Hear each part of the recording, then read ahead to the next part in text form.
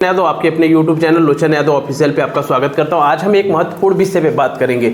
महत्वपूर्ण विषय इसलिए है क्योंकि अगर आपने लोन लिया है, लोन की EMI नहीं भर पा रहे हैं, लोन डिफ़ॉल्ट हो गया है और मल्टीपल ट्रैप में आप फंसते चले जा रहे हैं। एक लोन के बदले दूसरा लोन, दूसरे के बदले तीसरा, तीसरे के बदले चौथा, इस तरह करके आप लोग 10 से 15 लोन्स में फंस गए हैं। लोन के ट्रैप में आप फंसते जा रहे हैं, आपको मालूम भी नहीं चल रहा है कि आपके साथ क्या हो रहा है। एक लोन को चुकाने के लिए सोचा दूसरा लोन ले ले, दूसरा लोन चुकाने के बदले तीसरा, तीसरे के बदले चौथा, ऐसे ऐसे करके हम एक मल्टीपल ट्रैप में फंस गए।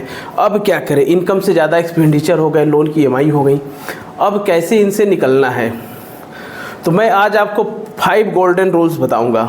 ये 5 गोल्डन रूल्स हैं, 1 2 3 4 5। इनको आप फॉलो करेंगे तो आप मल्टीपल लोन के ट्रैक से 100% निकल जाएंगे। 1% नहीं, 100% निकल जाएंगे। कुछ लोग होते हैं, लोन लिया, एक के बाद दूसरा, दूसरे के बाद तीसरा, तीसरे के बाद चौथा, चौथे के बाद पांचवा ले लिया, अचानक कहीं से पैसा आया, पैसे को भर करके अपने लोन से फ्री हो जाते हैं, या फिर किसी ने आपकी सहायता कर दी, आप मल्टीपल लोन के ट्रैक से निकल गए। लेकिन यह ज़रूरी नहीं कि सभी के साथ ऐसा हो। कभी कल आप इतनी जगह से उधार ले लिए कि अब आपकी कोई सहायता ही नहीं करेगा, ना आपके दोस्त रिलेशन वाले कोई सपोर्ट कर रहे हैं, ना ही कोई कंपनियां आपको लोन दे रही हैं। तो ऐसी में आप जब ये रिकवरी एजेंट्स के टॉर्चर और लोन की EMI का जो प्रेशर होता है, यह सिर्फ आप समझ सकते हैं जो लोन डिफ़ॉल्टर हैं। इनकी स्थिति क्या होती है, बहुत ही गंभीर होती है। रिकवरी एजेंट हरासमेंट कहना आसान है, लेकिन ये जिसके ऊपर पड़ता है वही जानता है कि क्या इसका टॉर्चर होता है।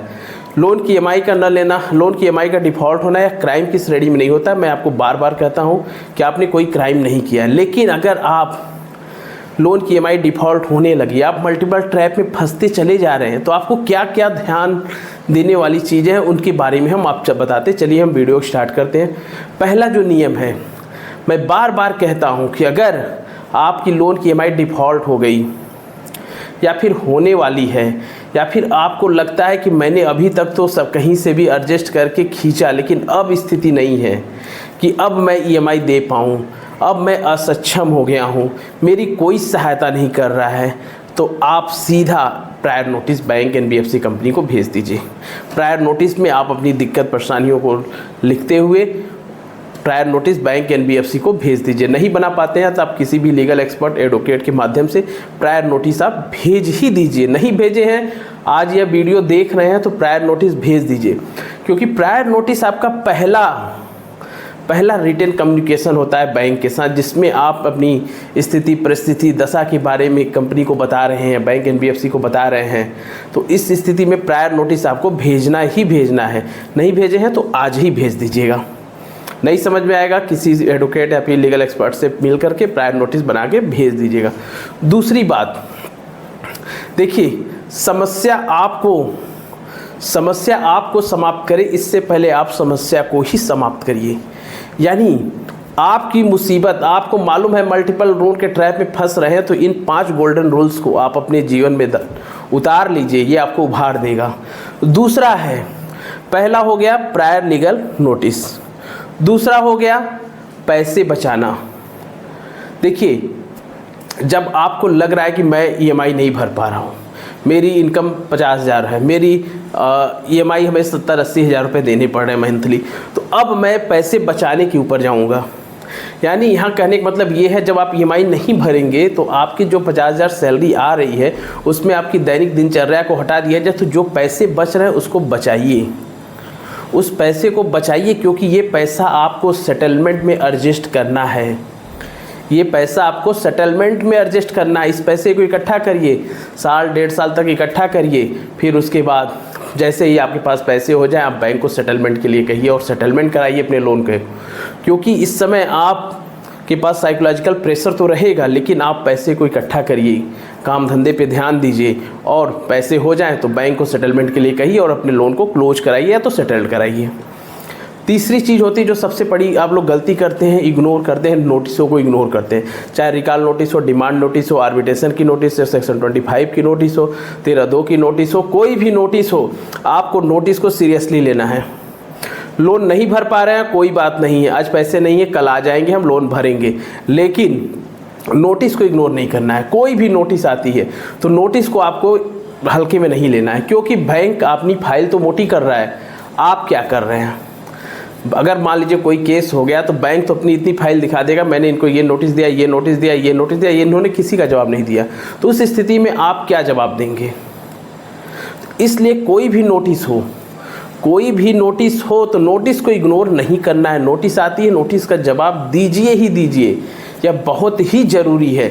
नहीं जवाब बना पाते हैं, किसी एडवोकेट के माध्यम से उसको जवाब बनवा करके भिजवा दीजिए।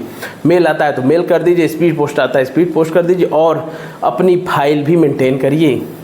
लोन डिफ़ॉल्ट हो गया या फिर डिफ़ॉल्ट होने वाले हैं तो अपनी फाइल को मेंटेन करिए, क्योंकि आपने जो नोटिस आया उस नोटिस का क्या जवाब दिया, उसको स्पीड पोस्ट किए तो स्पीड पोस्ट की रसीद, ट्रैकिंग आईडी, और आपने मेल किया तो मेल का फ़ोटो प्रिंट आउट निकाल के रख लीजिए। अपने रिकॉर्ड को मेंटेन आप भी करिए, क्योंकि इसकी ज़रूरत आपको भी पड़ेगी। ऐसा नहीं है कि बैंक ही तैयारी कर रहा है, आप भी अपनी तैयारी करिए, कोई आपको बताएगा नहीं, लेकिन अपनी फाइल को आपको मेंटेन स्वयं करनी है। अगर लोन डिफ़ॉल्ट हो गया है और आप चाहते हैं कि मैं इस दलदल से निकलूं, तो अपनी फाइल को मेंटेन करिए। चौथी चीज़, सेटलमेंट की तरफ जाइए। अगर आपके पास पैसे आ गए हैं तो आप बैंक से सेटलमेंट ऑफ़र करिए, सेटलमेंट के लिए बात करिए कि मेरे पास इतने पैसे हैं, मैं सेटलमेंट करना चाहता हूं। बीच का कोई रास्ता, बैंक और आपके बीच में मध्यस्थता बन के एक सेटलमेंट की बात ज़रूर निकलेगी। और पाँचवीं और सबसे महत्वपूर्ण बात जो मैं बता रहा हूँ, सेटलमेंट लेटर। सेटलमेंट लेटर कभी आप रिकवरी एजेंट से कहे कि कोई रिकवरी एजेंट्स कहे मैं तुम्हारा सेटलमेंट करवा दूंगा, तो उसकी बातों में मत आइएगा। वो सेटलमेंट करवाएगा कि नहीं, इसकी कोई गारंटी नहीं है। वो आपको सेटलमेंट लेटर भी आपको दे देगा, तो उस लेटर पे आप बिलीव मत करिएगा, क्योंकि settlement letter bank NBFC company की तरफ से आना चाहिए, ना कि कोई रिकवरी एजेंट्स आपको व्हाट्सएप कर दे या तो प्रिंट दे दे, क्योंकि ये फर्जी भी होते हैं। तो अगर कोई भी सेटलमेंट लेटर आता है तो उस सेटलमेंट लेटर को आप उस कंपनी की मेल आईडी से मंगाइए अपने पास, कि इस सेटलमेंट लेटर को मेरे मेल पे मेल कर दीजिए। और मेल को थोड़ा ध्यान दे लीजिए कि क्या वो कंपनी का ही डोमेन है कि कोई दूसरा डोमेन है। इन सब चीज़ों को ध्यान देंगे तभी जाके आप रियल सेटलमेंट आपका हो पाएगा। इसीलिए मैं बार बार कहता हूँ, अगर पैसे हैं तो इनके पैसे दे दीजिए, नहीं तो रिकवरी एजेंट्स के हरासमेंट से बहुत लोग उभर पाते हैं, कुछ लोग नहीं उभर पाते हैं, दिमाग में बहुत सारी गलत चीज़ें आने लगती हैं। तो अगर आपके पास पैसे हैं तो इनके पैसे दे दीजिए, नहीं है तो हमारे यही 5 गोल्डन रूल्स का फॉलो करिए। पहली चीज़, प्रायर नोटिस आप आज नहीं दिए हैं, वीडियो देख रहे हैं तो प्रायर नोटिस बैंक एनबीएफसी को भिजवा करके उसका ट्रैकिंग आईडी, अगर मेल कर रहे हैं तो उसका प्रिंट आउट, सब अपने पास रिकॉर्ड रखना शुरू कर दीजिए। दूसरा, पैसे बचाइए।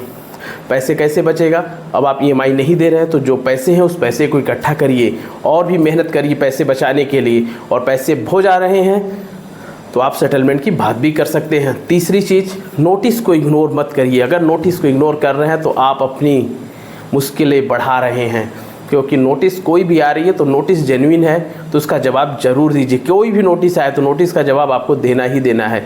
अगर वीडियो पहली बार देख रहे हैं तो नोटिस का जवाब देना शुरू कर दीजिए, और अपनी रिकॉर्ड को मेंटेन करिए, अपनी फाइल को मेंटेन करिए। और उसके बाद चौथी चीज़, सेटलमेंट की तरफ जाइए। बैंक एनबीएफसी को सेटलमेंट की ऑफ़र करिए, सेटलमेंट के लिए बीच का रास्ता निकालिए और सेटलमेंट करिए। और पांचवा जो सबसे महत्वपूर्ण चीज़ होती है, सेटलमेंट जेन्युइन हो रहा है कि फ्रॉड हो रहा है आपके साथ, इसको हमेशा ध्यान दीजिएगा। रिकवरी एजेंट्स के बहकावे में कभी मत आइएगा, अपना दिमाग लगाइएगा। कंपनी को कहिए कि सेटलमेंट लेटर मेरे मेल आईडी पे भेजे और अपने ऑफिशियल मेल से भेजे, किसी और दूसरे मेल को आप मान्य नहीं करेंगे। डोमेन कंपनी का होना चाहिए, कंपनी एनबीएफसी का होना चाहिए, तभी आपका सेटलमेंट पूरा होगा। तो मैं आपको पूरा चीज़ बता दिया हूँ, जो आप लोग मल्टीपल लोन के दलदल में फंसते चले जा रहे हैं। एक लोन को बचाने के लिए दूसरा, दूसरे तीसरा, तीसरे चौथा, ऐसे करके 10-10, 15-15 लोन आप लोग ले रहे हैं। जहाँ से लोन मिल रहा है वहाँ से लोन ले रहे हैं, आपकी इनकम से ज़्यादा लोन की ईएमआई हो जा रही है। तो इस समय जो साइकोलॉजिकल प्रेशर होता है, उस प्रेशर को जब आप अपने अधिकार को जानेंगे, रिकवरी एजेंट्स आता है तो होम विजिट लेटर, डीआरए का लाइसेंस, आई कार्ड, ये 3 डॉक्यूमेंट पूछिए, तब अगर है तो बात करिए, नहीं तो फर्जी है, उनसे बात करने की आपको ज़रूरत नहीं है। फ़ोन आ रहा है, फ़ोन इग्नोर कर सकते हैं, फ़ोन आपका है, इसमें कोई भी आपकी स्वतंत्रताओं का हनन नहीं कर सकता है। फ़ोन उठाना हो तो उठाइए, ना उठाना हो मत उठाइए। तो इन सब चीज़ों को जब आप ध्यान देंगे और इन सब चीज़ों पे काम करेंगे, तभी आप मल्टीपल लोन के दलदल से निकल सकते हैं, अन्यथा आप उसमें डूबते चले जाएंगे। इसीलिए मैं बार बार कहता हूँ, लोन की ईएमआई का डिफ़ॉल्ट होना क्राइम नहीं होता है। आप लोग थोड़ा संयम रखिए, धैर्य रखिए और अपने काम पर ध्यान दीजिए। और लोन जैसे पैसे हो जाएं आप सेटलमेंट और क्लोज की बात करिए बैंक NBFC कंपनी से। इन्हीं के साथ हम आज का वीडियो समाप्त करते हैं। जय हिंद, जय भारत।